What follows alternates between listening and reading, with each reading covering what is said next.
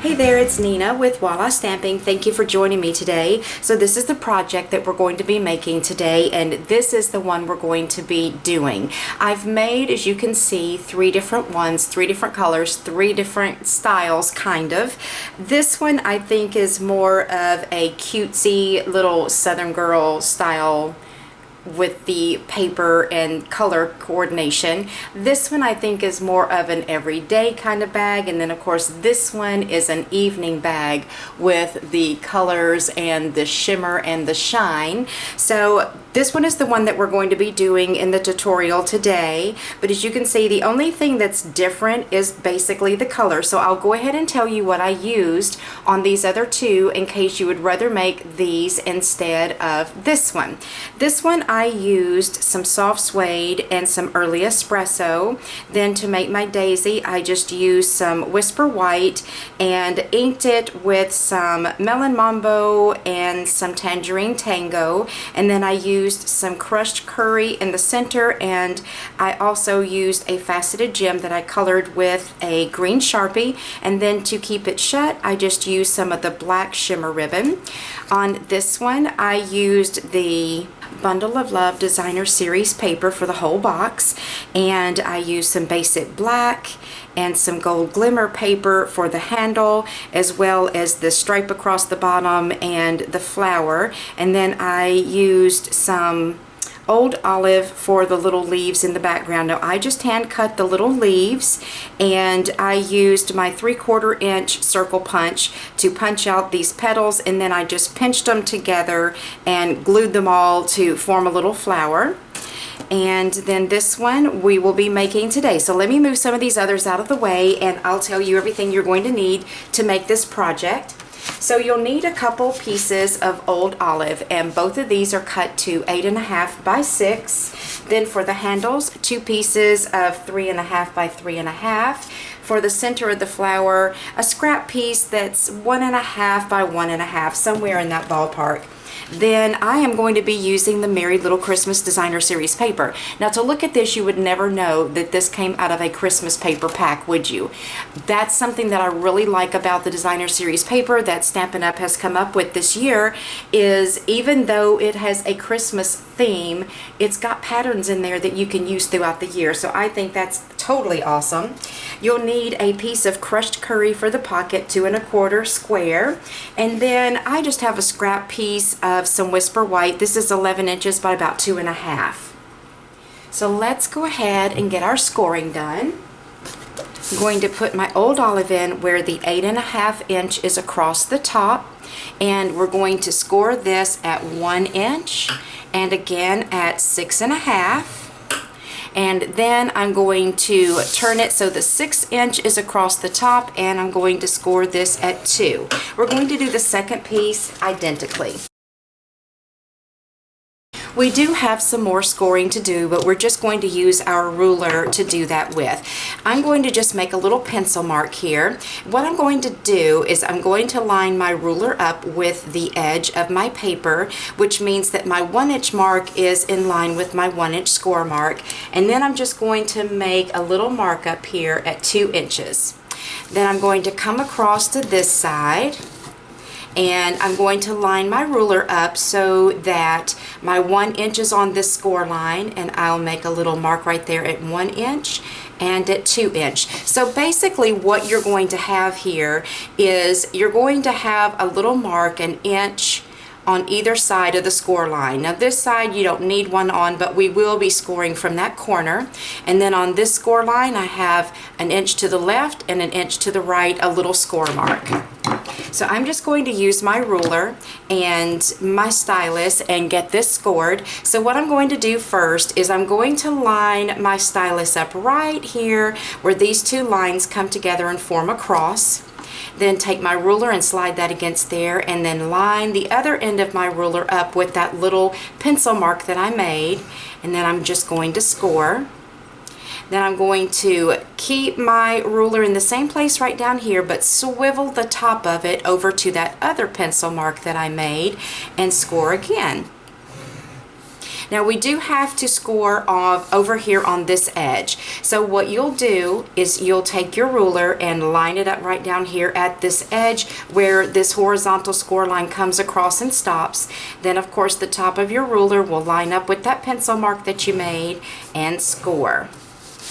And then we'll also do the same thing on this side. So I'm starting with my stylus where these two lines come together and form a cross. Line the top of my ruler up with my pencil line, score, then swivel my ruler to the other side. I'm going to line that up with just the corner of my paper and score.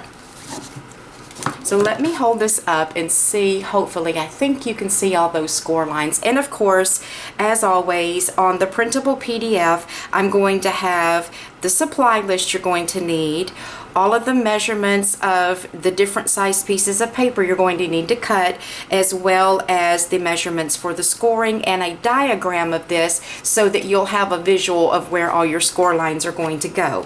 Now when you get done with this, all you have to do is just erase those little pencil marks. If you don't want to use a pencil mark, another alternative, which is normally what I do, is I just use my stylus and I just put like a little indentation in my paper right there, and then I'll come over here and do the same thing. I'll just put a little indentation right at the top, and then I don't have to worry about erasing lines. But I'm going to go ahead and get this scored exactly the same way that I did the first one.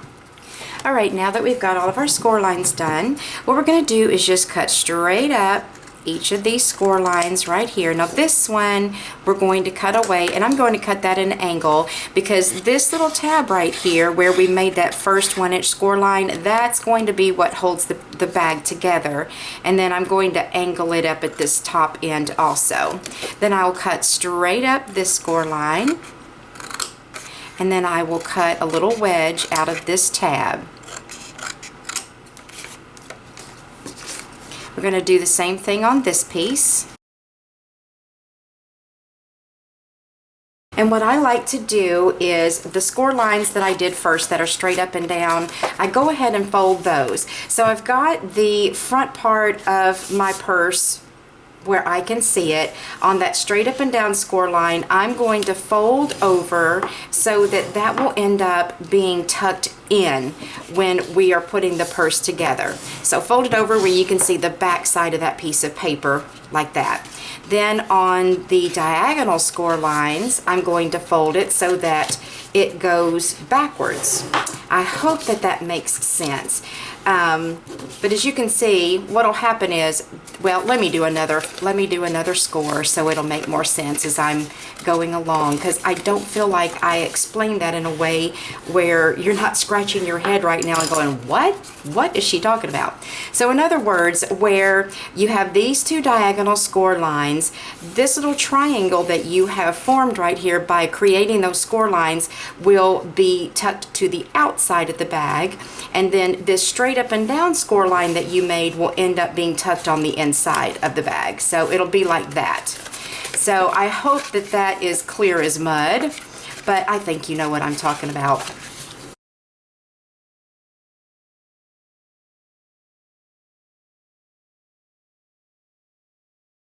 Alrighty, once I get all of my score lines folded and burnished, what I like to do is, again, those straight up and down score lines, I like to go ahead and get everything kind of folded in place and then turn it and look at it and make sure that these are going to be even.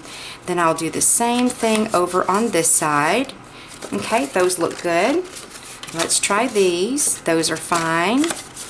And yep, that's good. I'm going to use tear and tape to put my bag together. I'm going to run a piece just alongside that straight up and down score line, and then again right out here at the edge. Then I'll do the same thing over here on this side. Now when you're making this bag, they are going to look exactly the same. So just make sure when you are doing your folding and getting ready to put this together, that the little tabs that put these two pieces together are both on the left, or if you do it the other way, just make sure both of them are on the right. So as long as both of these little tabs are on the same side as you're looking at them, your bag will be fine. But let's say that you had it like this, where this tab was here with adhesive and this tab is here with adhesive, your bag is not going to go together right. So they do have to be on the same side.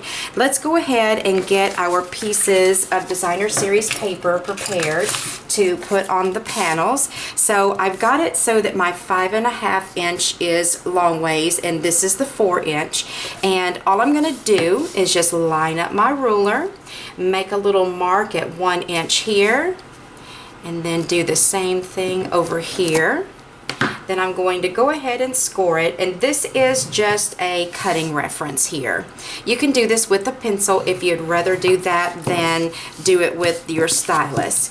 Then I'm just going to cut along those score lines that I just made. You can also use your trimmer to do this with if you don't trust yourself to get those lines cut straight. Then you can either mark the second sheet, or you can just lay one on top of the other and just cut alongside that first piece.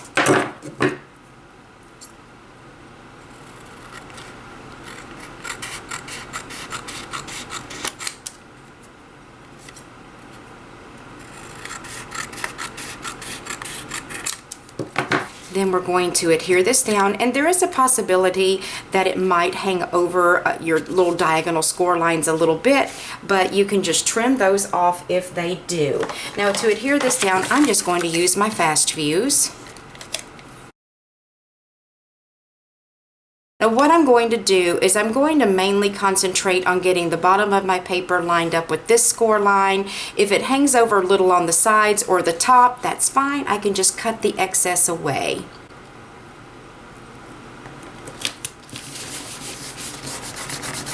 Got a little adhesive outside the lines there, so I'm just going to wipe that away. Then to see if it's going to have any cut off, and it does just a little bit, I just fold that score line over, and then I'll take my scissors and just trim right alongside that old olive and trim off any that might be overhanging, and then there's just a little bit right up here at the top. Okay, so I've got that trimmed up. Now I'm going to go ahead and get the second piece adhered down. So now comes the fun part where we start building this purse. So at this point I'm going to go ahead and take the backing off of my tear and tape and start assembling my bag. And I trimmed all my nails the other day, so I don't have anything to grab a hold of this with, so I'm just going to use my scissors. Okay, so at this point what you'll want to do, make sure that your horizontal score lines are lined up and straight, and then I'm going to lay my cut edge down right to the very left of my score line. Now I don't want it spaced over very far. I want it butted up right against that score line. So what this does is it enables that score line to have the freedom to move without the edge that you have glued in place being in the way. Now as you can see, I have cut this off just a fraction. I'll just go in and trim that off here in just a second. What I'm going to do is go ahead and put my purse together on the other side and see how that matches up, and then I will know how much I might need to trim off. Okay, so I'm just going to trim this just a little bit right up here so that those end up being even. There we go. We will go ahead and form our purse. So let me do it from this direction. So as you can see, these are my two straight up and down score lines. Those I'm going to pinch to the inside. Pinch that one to the inside and that one to the inside, and that's how my bag will go together. So as you can see, this is what it's going to be shaped like, a zigzag or a fan. Now I'm going to go ahead and let this be my front side. So I'm going to place some fast fuse on this panel, because this will be the last piece that will get folded down. I'm going to tuck in those two side pieces, fold in the back, and fold over the front panel. Then I'll go ahead and put my bone folder down on the inside and just make sure all of that adhesive has grabbed each other. Now, to put in the little holes for the ribbon to go through on the top, and I'm going to be using a couple pieces of the Crushed Curry mini chevron ribbon, and the only 1/4 inch punch that I have is this heavy duty We Are Memory Keepers 1/4 inch punch. I don't have just a regular 1/4 inch punch. I just don't see the need in having two, but I'm going to grab my pen or my pencil and my ruler, and I'm going to come over here and mark in about 1/2 inch from the top as well as from the side, and so that is where my holes are going to get punched, and I'm just going to eyeball it and do the same thing over here. You can measure both sides if you like, but I just think I'm fine just eyeballing it. So what I'm going to do now is I'm just going to fold this piece in. I'm not going to try to punch through all 4 of those at the same time, because if you don't have a heavy duty punch like I do, you wouldn't be able to punch through there anyway. So I'm just going to fold those 2 pieces one on top of the other and just punch through those 2. Then I'm going to open that up, and I'm going to fold these 2 pieces, well, let me fold it this way, outside. So just like that, line that hole punch up over the top of that hole, punch it again. So I'm just basically going to work my way across, folding back and forth, and using the previous hole I punched to punch the next one. And this is how you would do it if you do not have a heavy duty hole punch. But then I'm going to try punching through all the layers at once to see if I can get that done with the heavy duty punch. Alright, so now you've got all of the holes punched. Just fold your bag back in, and hopefully those will line up somewhat in order, and they do. So let me see if I can get this punched all at one time with this hole punch. Well, see, the only problem with this is that it's going to crush the bag. So I'm going to hole punch this side just like I did that side.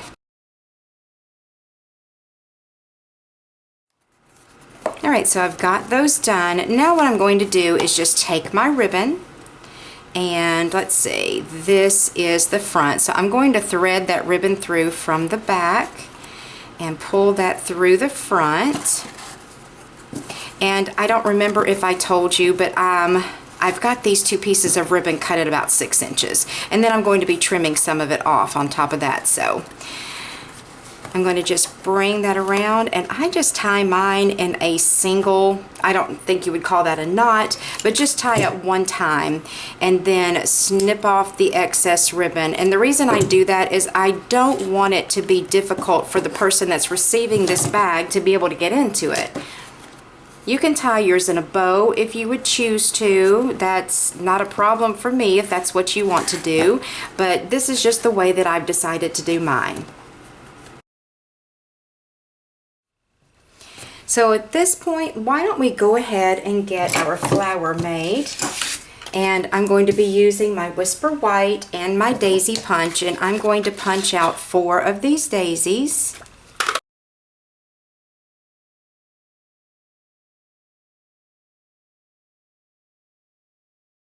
Now I'm going to go ahead and color my daisies in, so I'm going to be using some Daffodil Delight and some Flirty Flamingo to do that with. I'm going to put the Flirty Flamingo toward the inside of the flower, oopsie, sorry about that, and then do the Daffodil Delight toward the outside of the flower.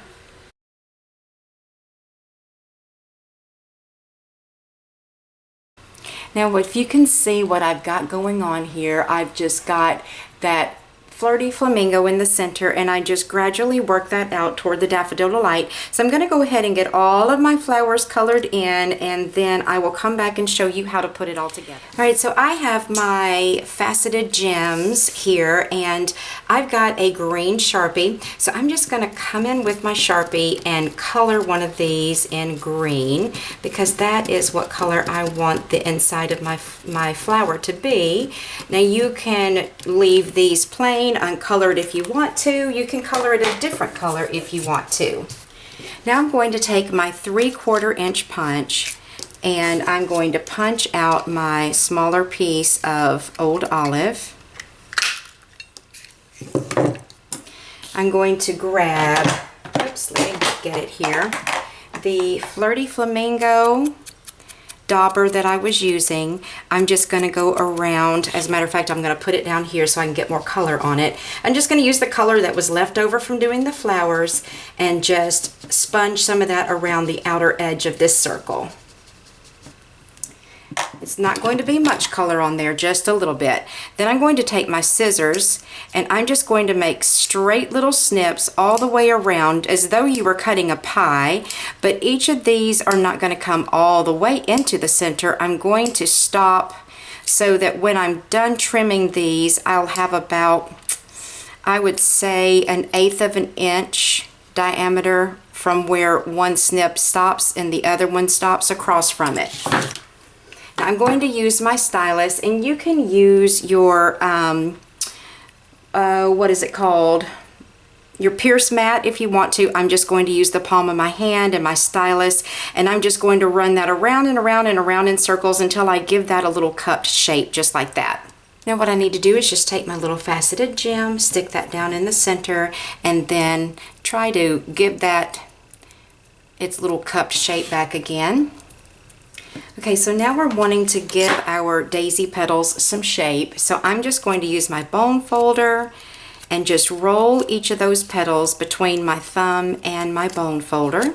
I'm going to use my piercing mat to do this, and I'm going to go around and around in circles in the center of each of those flowers to give them a cupped shape also. I'm just going to use my mini glue dots to put my flower together.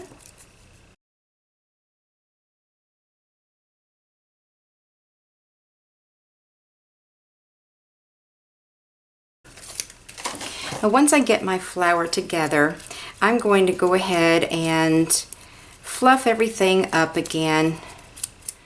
Give it back its shape one more time. And you can do that however it works best for you. Then before I put it on my purse, I'm going to make the pocket. And we'll do that just by putting a mark 1 inch up from the bottom on each side, and then this is 2 1/4 inches wide, so I'm going to make a mark at 1 1/8 inch. Then take my scissors, and I'm going to cut from this mark in the center at the bottom to that mark I made on the side, and then do the same thing over here. Now I took a gel pen and I did some stitching on this little pocket. You can choose to have it or not. On this one, I'm going to leave it off. I'm actually going to use my multi-purpose liquid glue to attach it. I feel like that will be the best adhesive to keep this in place.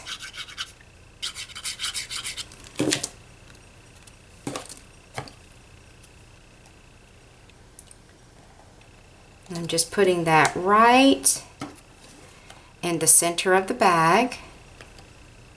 I'm going to hold that for just a few seconds to make sure that the glue adheres to the paper. Okay, now we can go ahead and attach our flower. I'm just going to use my multi-purpose liquid glue for that as well. I'm going to put this right down here in this corner. Now I'm going to set this aside and let that glue dry while I make the handles. I'm going to be using my Layering Circles Framelits dies for that, and then the 2 3 1/2 inch square pieces. I'm going to use the largest of the circles and the 4th from the largest circle. And when I cut these out, I'm actually going to cut them out together, because your framelits like this will most likely cut through 2 pieces of paper at one time. Now, if you were doing a thinlet that was very detailed, I would not necessarily recommend that you try to do it this way because it probably is not going to cut out all of the detail very well. And what I'm going to do is, you can see I've got the spacing between this side a little bit further away than this side because I want my handle to have this shape where it's a little bit thicker at the top and a little bit thinner at the bottom. So in order to put these on my bag, I'm actually going to use my multi-purpose liquid glue for this as well. I've got the thinner side of those handles facing me, and I'm going to put glue just in a section that's probably about 1.5 inches wide maybe. Then I'll put the front one on first. I'm just going to slide that in between those ribbons. Hold that in place for just a minute to make sure that it is stuck. Then flip it over to the back, and in order to make these line up, I'm just going to put them together up here, hold them, and then stick the handle down in the back. Alright, so there we go. This is the one that has the stitching on the pocket. This is the one without. I'll just let you look and decide which way you like it best. But all you need to do to add the stitching, I just held my ruler and took my gel pen and just made straight little dashed lines all the way around the 2 sides and the bottom, but I didn't go across the top of mine. So I really think that this is a cute way to present a gift to somebody, especially if it's a woman who enjoys purses. So like I was saying in the beginning, I will have a printable PDF for you. There will be a link to that PDF in the description box that's below this video, as well as a list of supplies. If there's anything that you need, just click on my store link and you can feel free to go there and shop. If you enjoyed this tutorial, I would love for you to give it a thumbs up, and please don't forget to subscribe to my YouTube channel. That way you're not going to miss any future paper crafting tutorials. And also I have a newsletter where I send out at least one exclusive tutorial each month to my newsletter subscribers. It's over on my blog at wallastamping.com. And I just want to thank you for spending time with me today and for watching the video. I hope you have a great day, and I'll talk to you soon.